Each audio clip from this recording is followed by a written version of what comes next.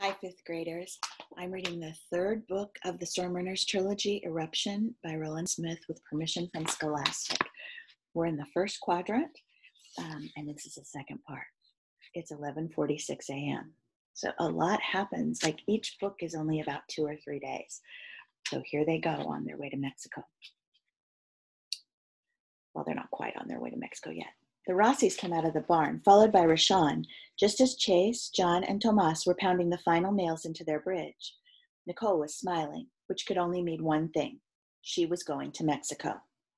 Against my better judgment, Marco began, and because I've been outvoted 2-1, he glanced at Nicole and Mama Rossi. Nicole can go to Mexico with you if you'll have her. I'm hoping you'll say no. Chase's father stood up and slipped his hammer into his tool belt. Sorry, he said, but it's your call, not mine. I had a feeling you were going to say that. Marco looked at his daughter and his mother. When you see my wife in Mexico, tell her the reason I sent Nicole down there is that my mother is absolutely convinced that Nicole has to go or bad things will happen. As if an earthquake isn't bad enough. Chase's father climbed out of the ditch and looked at Mama Rossi. What kind of bad things? We need to check on the animals, Mama Rossi said, and walked towards the second barn without answering him. As they followed, Chase's father stopped him. What was that all about? Mama Rossi, well, I don't know how to say it exactly, but she can see things. She's psychic? You'll have to ask her. Food and security were all it really took to get the animals back where they belonged, along with some repairs. Chase's father and Tomas fixed the bear cage while Marco kept Brutus away from them by pounding a metal garbage can lid with a stick. Next, they fixed the ostrich pen while Nicole, Rashawn, and Chase corralled the birds into the corner by spreading their arms so the birds wouldn't run around and smash into walls. When the ostrich pen was repaired, Marco dumped some chow into their troughs. The ostriches couldn't get inside the pen fast enough. Brutus proved to be more of a challenge. He wasn't hungry. He had eaten a good portion of the ostrich that Nicole had been forced to shoot the night before. Marco was about to use the tranquilizer gun on him when Mama Rossi walked in to see how things were going. No need for that, she said. Bruno, get in that cage right now. Bruno looked up at her with black feathers dangling from his mouth, but he didn't leave the bird. Fine, Mama Rossi said, and rushed at him. It was hard to say who was more startled, Brutus or everyone in the barn watching. She slapped him on the rear end. He bellowed in protest and nearly knocked Marco down in his desperation to get into his cage. Do not try this at home. Now, why didn't I think of that? Marco said, shaking his head in dismay. I can just see the newspaper headline now. Old woman killed by bear after surviving the storm of the century. You didn't think of it because you didn't raise Brutus from a cub. I did. He and I have an understanding. You raised me from a cub too, Marco said, but I'm liable to bite you if you ever try to swap me on the butt.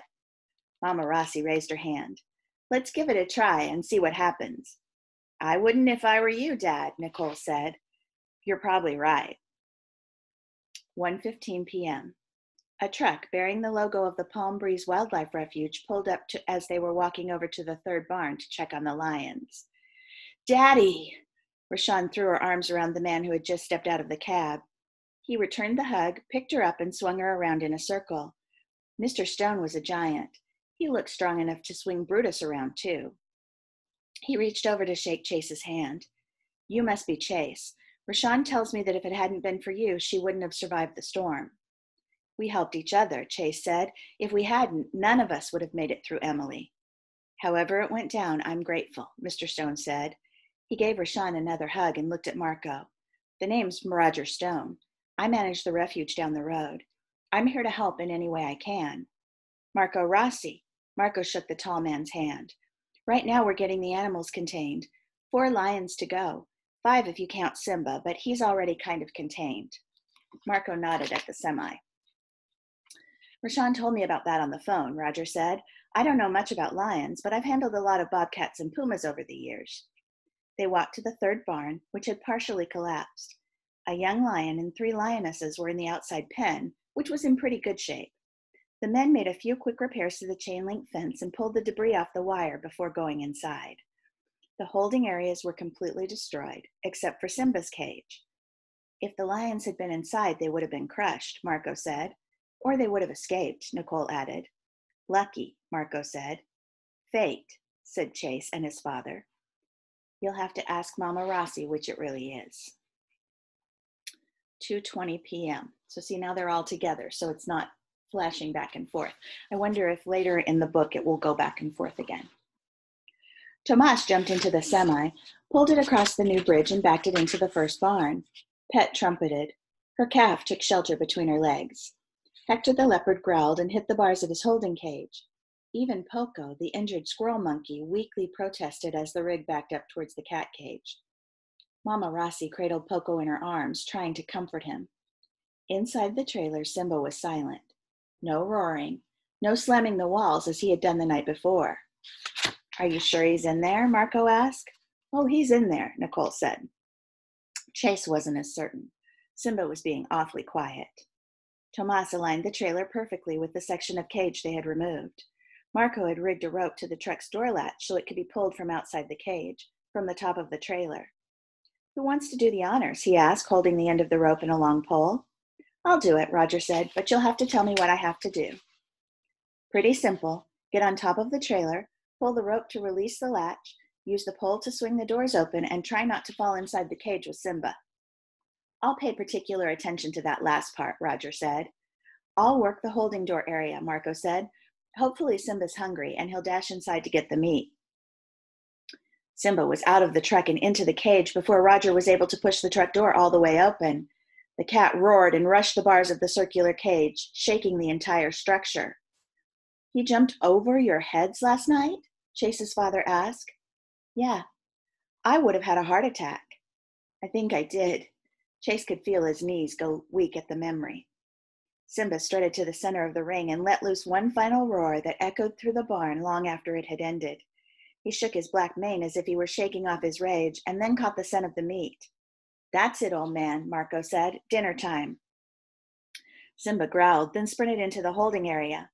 Marco closed the guillotine door behind him. That doesn't mean it has a sharp edge. It just means it slides up and down like a guillotine. The animals are contained, Marco said with a sigh of relief. It took them the rest of the day to elephant-proof the barn. 7:45 p.m. Roger Stone had offered to drive them to the airport in the refuge's touring van. When he returned with the van, he had a couple of extra passengers, Rashawn's mom and 2-year-old brother Randall, who was a miniature version of Rashawn. Where's Elephant? He said. Show me Elephant. I guess I better stick here with Randall, Rashawn said, laughing. He'll throw a fit if we try to get him back in that van. There isn't enough room in the van for all of us anyway, Mrs. Stone said. I'll stay here too. It takes 2 people to take care of Randall. Chase and Nicole gave Rashawn hugs goodbye, promising to stay safe. Chase and his father were the last ones to get into the van. Mama Rossi took John's hand and fixed her dark eyes on him. What? John asked. That lightning is still looking for you, Mama Rossi said. He gave her an uncomfortable smile. It already found me. She returned his smile. It's going to find you again, Lightning John. Before he could ask her what she meant, she hurried off after Rashawn and Randall into the elephant barn. John looked at Chase. Did you tell her about the lightning strike? Chase shook his head. No, nothing, but I like the name. I'm serious. I didn't tell her, Chase said. Mama Rossi just knows things. Okay, it's the next day, Wednesday at 10 a.m. The high-pitched whine of the dentist drill sent shivers down Chase's spine. He had slept soundly on the flight to Mexico, but he was awake now. Wide awake, Chase thought. The dentist asked him something in Spanish, which he didn't understand, not that he would have been able to answer anyway. His mouth was stuffed with clamps and spreaders and gauze and surgical gloved fingers and a nasty-sounding suction hose. I don't like that suction hose, or the drill. He nodded, hoping the dentist hadn't just asked him if he wanted a gold tooth or something like that. The next sensation was almost as bad as the drill. It felt as if the dentist were pounding the cap on with a ball-peen hammer. The man finally finished, smiled, said something else Chase didn't understand, and started taking hardware from Chase's mouth. When he was done, he smiled again and handed Chase a mirror. To Chase's relief, his new front teeth was porcelain and a pretty good match to his other front tooth. Nicole was waiting for him in the reception area. Let's see. Chase smiled to show her, but he wasn't really sure if she could see the new tooth. He wasn't really sure if he had even moved his mouth. His face was numb from his upper lip to the top of his forehead. My mouth gets numb like that too when I go to the dentist. Looks good, Nicole said. Chase paid the dentist in cash. Before they'd left the Rossi's farm, his father had given him a pile of money. Chase had always wondered what his father did with the money he made repairing storm damage. Apparently, he kept it in cash, in large denomination bills inside his go bag, along with the emergency supplies. They all carried go bags now, including Cindy and Mark, as well as new satellite phones, so they could stay in touch without relying on cell towers. See, so once again, John sent him to the dentist by himself. That worries me. What did you learn? Chase asked. He had given Nicole his laptop to keep while he was in the dentist's chair. A lot, Nicole said, and none of it's good. Half of the Puebla has been turned to rubble. Thousands of people are dead or missing. All the roads are impassable. They're using helicopters to get rescue workers in and the injured out, but it's very slow going. And to top it all off, I can't say the name of this mountain, Mount Popocatépetl, I hope you know how to say it, is smoking. Mount what? Popocatépetl. Nicole pronounced it slowly. It means smoking mountain. It's erupting? Steam and ash, but nothing serious yet. So when I was a kid, Mount St. Helens erupted, and we just celebrated that on May 18th. We just celebrated the 40th anniversary of Mount St. Helens. But I was actually downstairs in church, and a lady came running through yelling that the mountain had blown and that we should go fill our bathtubs with water, because there were a lot of unknown things, kind of like this pandemic. They didn't know if the ash that was falling from the air would poison the water supply. So we filled jugs and bathtubs and things with water until they realized that the ash didn't hurt us. It was pretty scary. It covered the whole sky. It made it all dark and black, and the streetlights all came on, and you couldn't see very far in front of you. So I was really glad that I was home. We lived right next to the church, and I just walked home. I was really glad about that because it was scary to drive your car for a while. And then there was all this ash on the street, and so when you drove your car, the ash would get sucked in to your car motor, and it ruined some cars. So we had to take ladies' nylons and cover different things with them to keep ash from getting into our cars. It was really very strange. This just gets better and better, Chase said. What about your mom? Nicole shook her head. No word. Their last performance was in Puebla Monday night.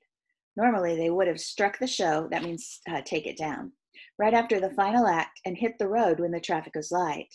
They were supposed to meet Arturo here in Mexico City yesterday to pick up the animals he was hauling down. The show is supposed to start tonight, and they aren't here.